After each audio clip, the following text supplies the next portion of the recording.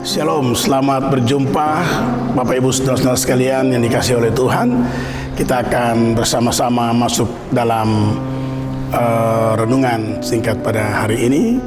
Tuhan memberkati kita sekalian. Mari kita berdoa. Tuhan Allah yang Maha Kuasa, kami akan membaca bagian firman Tuhan dan renungkan secara singkat. Tuhan memberkati firman-Mu dan memberkati segenap umat-Mu. Dalam nama Tuhan kami, Yesus Kristus. Amin. Shalom Bapak Ibu sekalian, kita akan berada bersama dengan Suara Injil Lembah Yordan Padang Bulan.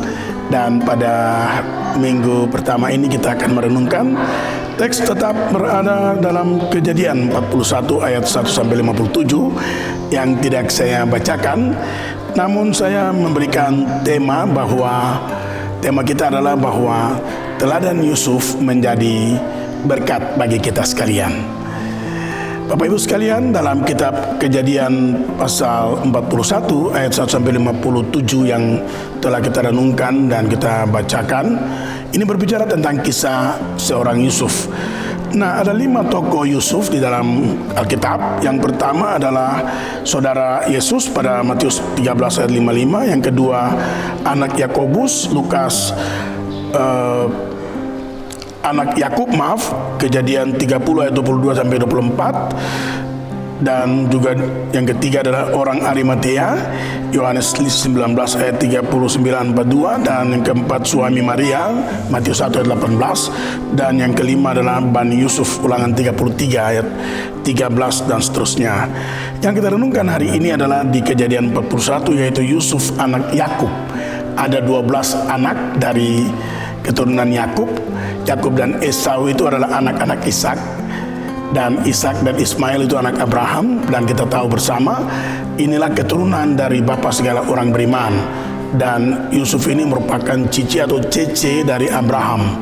Nah, puji Tuhan, kisah Yusuf ini sangat unik. Dia sebenarnya orang yang benar-benar hidup dekat dengan Tuhan, dan dia benar-benar figur anak yang benar-benar dekat dengan orang tuanya dan mengasihi orang tuanya, mengasihi Tuhan, dan hidup dalam kerendahan hati yang luar biasa. Kita bisa baca dalam kitab Kejadian 37, itu kita bisa baca ayat 12 dan seterusnya, itu berbicara tentang Yusuf dan saudara-saudaranya. Nah, bagaimana kehidupan mereka, dan sesungguhnya dia sudah mendapat visi Tuhan untuk bagaimana hidupnya nanti menjadi seorang pemimpin di masa depan.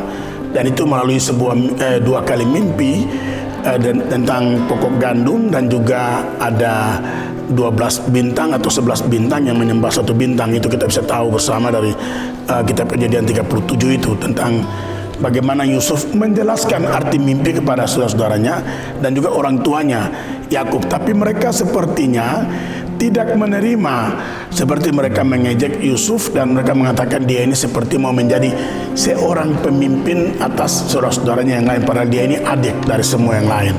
Oleh karena itu mereka sangat membenci dia. Dan akhirnya ketika dia disuruh oleh ayahnya untuk ke ladang untuk mencari saudara-saudaranya, dan bersama-sama dengan saudara-saudaranya yang lain sedang menggembalakan domba dan kambing, dia akhirnya masuk dalam rencana yang kurang begitu baik oleh saudara-saudaranya. Mereka ingin untuk membunuh dia, atau melenyapkan dia, atau menghilangkan dia. Nah, oleh karena itu mereka mengambil tindakan. Ketika dia ada di sana, mereka tanya, "Oh, datang untuk apa?" Lalu mencari kami di sini. Lalu dia bilang dia disuruh oleh ayahnya untuk datang menemani mereka, tapi mereka tidak terima. Sehingga saudara-saudaranya mengambil dia dan mencari sumur di ladang itu, dan mereka membuang dia ke dalam sumur. Nah, rencana mereka untuk menghilangkan Yusuf. Tapi puji Tuhan, Tuhan sudah mempersiapkan Yusuf untuk ke masa depannya, dan ini luar biasa. Ya, Tuhan terus menjaga, memelihara dia. Ketika orang Midian dan orang-orang Edom lewat dan mereka menuju ke Mesir, maka saudara-saudaranya memikirkan untuk menjual Yusuf kepada orang-orang ini sehingga mereka mendapat uang. Puji Tuhan, dan luar biasa, akhirnya Yusuf dijual oleh mereka dan Yusuf dibawa ke Mesir. Nah, singkat ceritanya, luar biasa di Mesir, dia akhirnya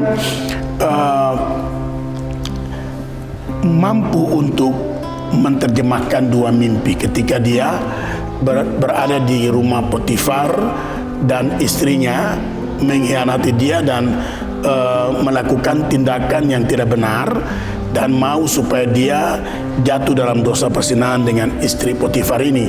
Tapi Yusuf menolak. Yusuf menolak dengan tegas. Bagaimana mungkin dia akan menghina Tuhan dan seterusnya. Dan itu menunjukkan ciri-ciri Yusuf yang luar biasa.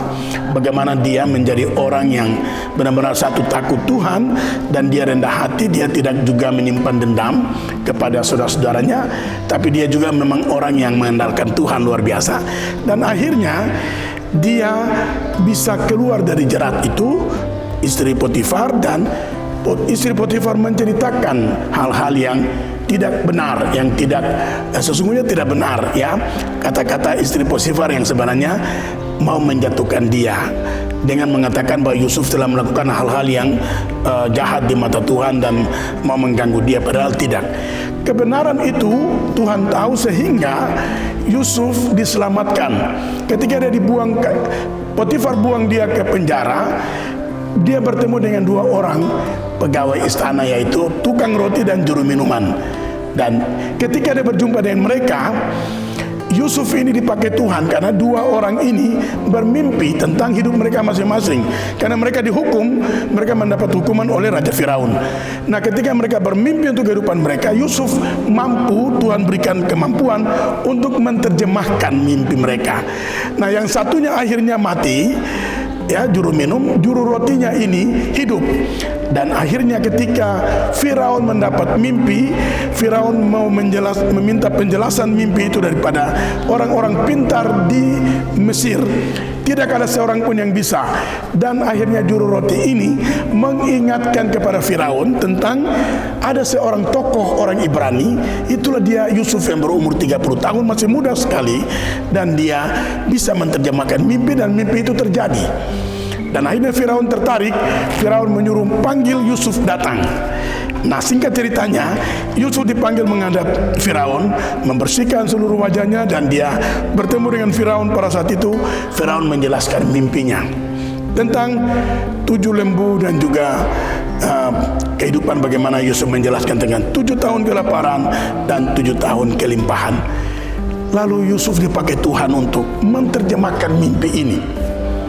Nah, ketika Firaun mengatakan kepadanya bahwa engkau telah menyampaikan sesuatu yang luar biasa kepadaku, lalu Yusuf mengatakan, bukan saya, karena Allah saya menyampaikan itu untuk kesejahteraan Tuanku. Yusuf mengangkat nama Tuhan dan mengangkat nama Firaun. Dan luar biasa kerendahan hati Yusuf membuat dia menjelaskan, menerjemahkan mimpi itu. Dan akhirnya Firaun tergerak hati dan betul-betul jatuh hati kepada Yusuf. Dan sekalipun Yusuf orang Ibrani, bukan orang Mesir, tetapi Yusuf dipilih oleh Raja Firaun, dilantik, diberikan kereta khusus, diberikan cincin daripada Firaun kepada Yusuf, dan juga dia diberikan kekuasaan untuk menguasai seluruh Mesir. Dan Yusuflah orang satu-satunya kepercayaan Firaun untuk mengerjakan pekerjaan di Mesir. Bapak Ibu saudara-saudara kekasih Tuhan, apa yang kita dapatkan dari cerita tentang figur Yusuf anak Yakub ini yang adalah keturunan Abraham? Luar biasa. Orang yang dari daerah lain, dari tempat asal lain, bisa menjadi berkat di negeri orang karena satu, takut akan Tuhan; dua, dekat dengan Tuhan; tiga, mengandalkan Tuhan; empat, rendah hati. Sehingga sekalipun dia berasal dari negeri lain, tapi dia dipercayakan oleh Tuhan lewat Firaun, raja, untuk menjadi orang yang percaya dan dipercayakan oleh Firaun. Bapak Ibu saudara-saudara, ini hal yang positif bagi kita. Bagaimana dengan kita?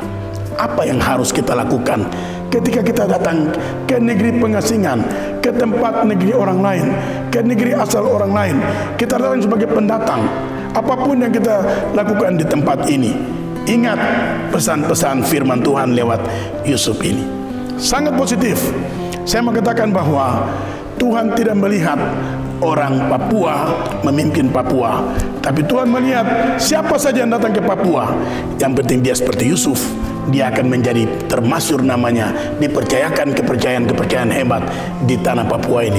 Oleh karena itu, orang Papua, orang asli Papua, ingatlah pesan seperti Yusuf, takut Tuhan, rendah hati, tidak mendendam, mengandalkan Tuhan, sungguh-sungguh berharap pada Tuhan, dan mau menjadi berkat, maka orang Papua bisa juga dipercayakan memimpin di negerinya sendiri. Oleh karena itu, mari kita pegang firman Tuhan ini. Tuhan sudah punya rencana dalam hidup setiap orang. Kita akan jadi apa dan bagaimana kita ke depan, Tuhan tahu. Dan ketika Tuhan berperan dalam hidup kita, anak-anak muda pun ingat, Tuhan bisa melakukan sesuatu perkara besar ke depan, dan engkau akan menjadi berkat dimanapun engkau berada. Sebagai mahasiswa, mahasiswi, sebagai pemuda pelajar, sebagai orang kaum profesional, apapun, eksekutif, legislatif, tokoh-tokoh yang besar di Provinsi Papua ini, maupun pemimpin gereja, apapun kita, siapapun kita, ingat pesan firman Tuhan hari ini. Teladani hidup Yusuf yang mau menjadi berkat untuk orang lain, untuk banyak orang. Akhirnya Yusuf menjadi berkat untuk saudara-saudaranya, keluarganya, tapi juga untuk seluruh bumi. Dikatakan dalam ayat yang ke-56-57 dari Kejadian 41. Luar biasa. Orang yang hidup rendah hati, yang takut akan Tuhan, yang mengandalkan Tuhan, yang tidak menjadi pendendam, yang tidak menjadi pembenci, yang tidak membalas kejahatan dan kejahatan, Tuhan memperhitungkannya menjadi figur terbaik yang akan Tuhan pilih. Tuhan berikan jabatan, Tuhan berikan hak-hak untuk memimpin dalam sebuah masa waktu tertentu. Ingatlah pesan ini, siapa yang mengandalkan Tuhan pasti akan diberkati. Begitulah hidup Yesus.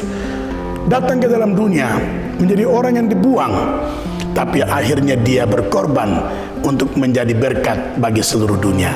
Itulah figur Yesus. Teladani Yusuf, teladani Yesus, maka engkau pasti akan berhasil ke masa depan. Itulah renungan firman Tuhan kita pada hari ini. Peganglah firman Tuhan ini dan jadilah berkat untuk banyak orang dan bagi Tuhan. Tuhan memberkati firman-Nya. Amin. Mari kita tunduk kepala dan kita naikkan doa kepada Tuhan mengawali minggu kerja baru ini. Kita berdoa. Tuhan Allah dalam Yesus Kristus, hamba bersyukur hari ini boleh merenungkan figur Yusuf. Luar biasa. Anak Yakub, anak dari Yakub, anak dari Ishak. Luar biasa. Ishak anak dari Abraham, bapa segala orang beriman. Akhirnya anak cucu dari orang-orang beriman. Luar biasa, Tuhan siapkan menjadi berkat di negeri orang. Dan Yusuf menjadi contoh teladan yang kami renungkan hari ini. Berkati umat-Mu di Jemaat GKI Lembah Yordan, khususnya lewat suara Injil Lembah Yordan ini, akan terus bersinar, memancar ke seluruh dunia, menjadi berkat. Kami pegang firman Tuhan, melangkah dengan pasti, melangkah dengan kepastian iman yang sungguh, belajar dari teladan Yusuf, belajar dari teladan Yesus, teladan tokoh-tokoh iman. Luar biasa, sungguh luar biasa. Tidak ada yang mustahil. Apapun yang menjadi masa depan setiap orang ditentukan oleh Yesus, ditentukan oleh Tuhan. Ketika dia hidup rendah hati, hidup takut Tuhan, berpegang pada titah-titah Tuhan, hidup tidak membenci, tidak mendendam, tapi benar-benar hidup dalam kerendahan hati dan mengandalkan Tuhan, pasti dipilih Tuhan seperti Yusuf menjadi berkat bagi bangsa-bangsa. Terima kasih Tuhan. Berkati segenap umat-Mu yang akan menjalankan aktivitas minggu ini, minggu baru, minggu kerja baru, dalam berkat, hikmat, dan pertolongan Tuhan. Jauhkan mara bahaya, kecelakaan, musibah. Tuntun lindungi mereka sepanjang minggu ini dalam perjalanan hidupnya, diberkati oleh Tuhan untuk menjadi berkat. Terima kasih banyak Bapa di surga, semua tim dan kru suara Injil Lembah Yordan, anak-anak muda yang diberkati, terus diberkati Tuhan oleh talenta-talenta untuk hormat kemuliaan nama Tuhan. Terima kasih banyak Bapa di surga. Ini doa syukur dan syafaat kami, menyerahkan seluruh perjalanan hidup di minggu kerja baru dalam tuntunan hikmat dan berkat Tuhan. Semua orang yang menjalani hidupnya bersama Tuhan dalam perlindungan dan berkat anugerah Tuhan. Terpuji-pujilah nama-Mu, Yesus Kristus Tuhan, kekal selama-lamanya. Hanya dalam nama Tuhan Yesus Kristus, menaikkan doa ini dan menyerahkan firman Tuhan serta seluruh hidup kami ke dalam tangan Tuhan. Dalam nama Yesus Kristus. Haleluya, haleluya, haleluya. Amin. Demikian tadi telah kita mengikuti siaran renungan Suara Injil Lembah Yordan Padang Bulan.